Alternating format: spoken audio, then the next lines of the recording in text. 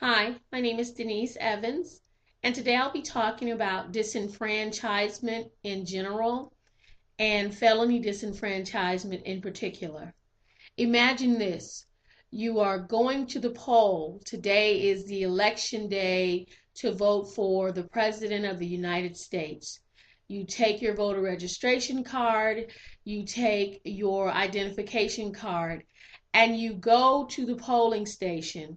When you get there, they tell you, ma'am, sir, unfortunately, your name is on a list, and because your name is on this list, you are not able to vote. What do you do? Many of us would probably just walk away. Some of us might protest, but even in our protest, we would still end up just walking away. Ladies and gentlemen, that is an example of disenfranchisement. Disenfranchisement is the taking away of one's civil rights or the removal of one's right to vote. And contrary to popular belief, it still happens in our society today. And so today, I hope to educate you about felony disenfranchisement in particular and disenfranchisement in general. So the question becomes, what is disenfranchisement? What's felony disenfranchisement? Who does it affect? Is really a problem in our society? Don't the people who lose their privileges, don't they deserve to lose them? After all, it is a person who's committed a felony. So let's talk a little bit about the history of disenfranchisement. According to Jeff Manza in his study, we show that criminal disenfranchisement has its roots in Grecian and Roman laws, as well as in English and medieval laws. The removal of civil rights in those eras included total removal of citizenship from their nations. And if they had received this termination of citizenship, they could very well be killed because they were not considered part of the society as a whole. Fast forward to 19th century America, and you have the American Indian who's being disenfranchised from their land. They're being removed and told that they can't have their land anymore. They're being colonized, so to speak. Now you have European whites in this country, this North American continent, and they're colonizing it. And so then you have the war that takes place where America and Great Britain go to war. America is demanding their right to be free from a country that is holding them hostage and in bondage. And so you see this disenfranchisement going back and forth. And then we move into slavery, where you see blacks that are disenfranchised because now they are slaves. They're not even considered people. They're considered chattel or property, and they're sold as such. And so they're disenfranchised because they have no rights, because they are not considered citizens. After you leave the slave period, you get into post-slavery. We have Abraham Lincoln signing the Emancipation Proclamation in 1863. And even though Mr. Lincoln signed the Emancipation Proclamation, what many people do not know is that he did not free the slaves at that time. The freedom of the slaves was contingent upon the Union Army defeating the Confederate Army. So there was an irony in the Emancipation Proclamation, as Mr. Lincoln himself noted that he freed the slaves who were in the Confederate territories, again contingent upon the Union armies winning the war, but he did not free the slaves who were within the rank and file of the Union, the states that stayed faithful and stayed a part of the Union. And so now you have this law called the Emancipation Proclamation that many people say actually freed the slaves, when in reality it didn't. It was contingent upon, again, the Union Army winning the war against the Confederate. And we know that, thank God, the Union Army won, because here we are today, able to sit and to talk and to be a part of the American society.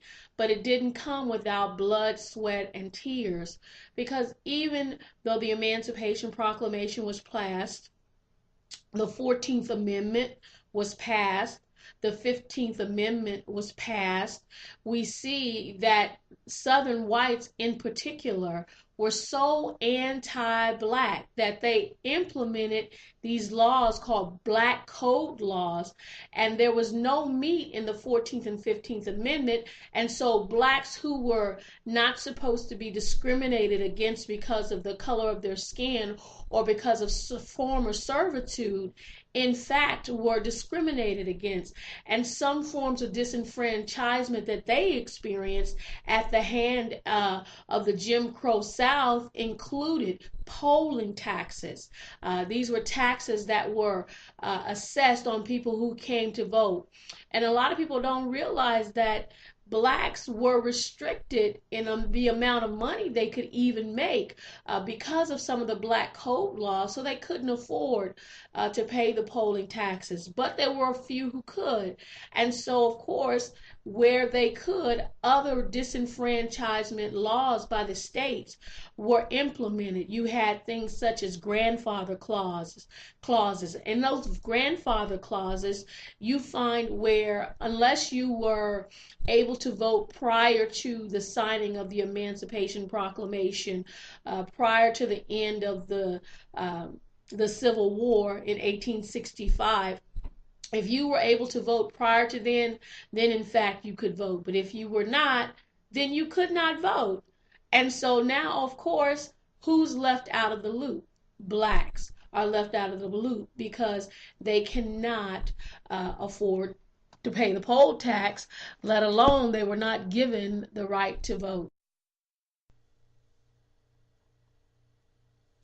We've talked about disenfranchisement in general. Now I'd just like to talk a little bit about felony disenfranchisement in particular. Angela Behrens did a study on felony disenfranchisement, and basically she states that on the surface, felony disenfranchisement is race neutral. So basically what that means is that regardless of your race, if you commit a crime and you are convicted of a felony crime, then in fact everything is fair across the board. But the reality is that that is not the case. According to the U.S. Department of Commerce, African American imprisonment rates have consistently exceeded that of whites since the Civil War and remain approximately 7 times higher than the rate among whites. Additionally, Christopher Unger indicates that approximately 4 million former prisoners and 11.7 former felons live among us here in the United States. And let me just define for you what a felony is and an ex-felon is. In the United States, a felony is typically defined as a crime punishable by a term of imprisonment not less than a year. So a consequence of committing a crime and being convicted of a felony causes many of the offenders to lose their civil rights. That in itself does not seem like an unfair practice. If in fact you commit the crime, then In fact, you should do the time.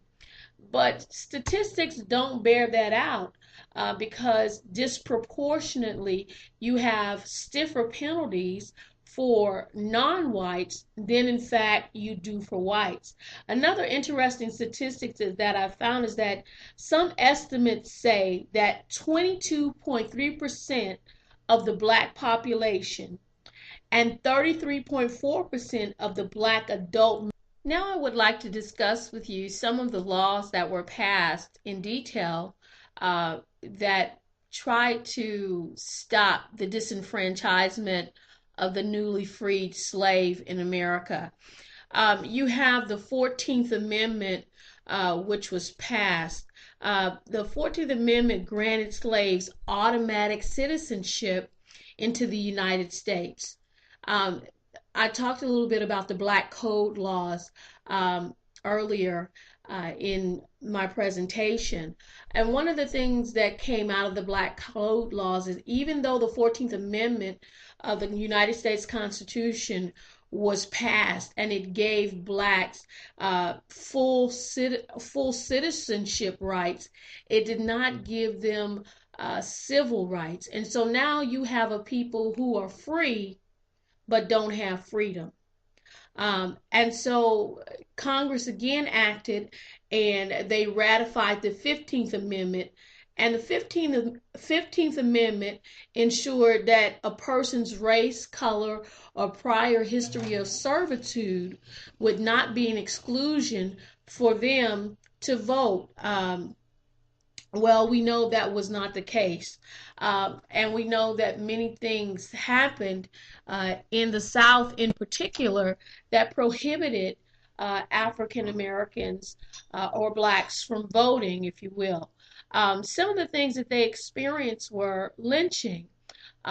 There seems to have been this white fear that you have these newly emancipated black people, and now they'll be able to determine who is elected. And so whites made it very difficult for blacks to vote, even though the highest law of the land, which is the Constitution of the United States, said that they should be able to.